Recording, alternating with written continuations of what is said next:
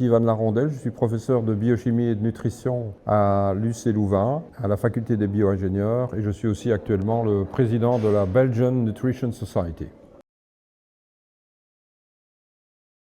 Cet après-midi se focalise sur l'alimentation durable et je vais participer à la table ronde et je vais insister sur le fait que la définition d'alimentation durable n'est pas simple et que moi j'ai l'habitude de formuler la question de manière un tout petit peu plus générale en parlant de l'alimentation que l'on doit souhaiter pour nos concitoyens partout sur cette planète dès demain et à l'avenir. Et ça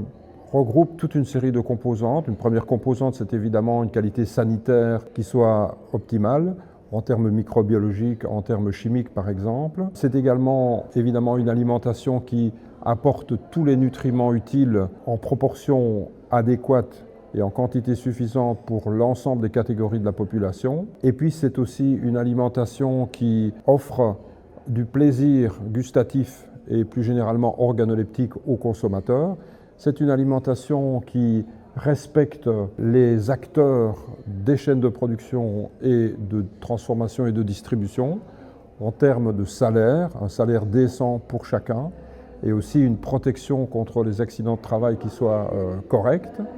C'est aussi évidemment la protection de la biodiversité naturelle qui est encore présente sur notre planète, qui a déjà été fortement malmenée mais qu'il convient de respecter pour l'avenir. C'est aussi offrir à l'ensemble de la population des aliments qui sont économiquement abordables. C'est aussi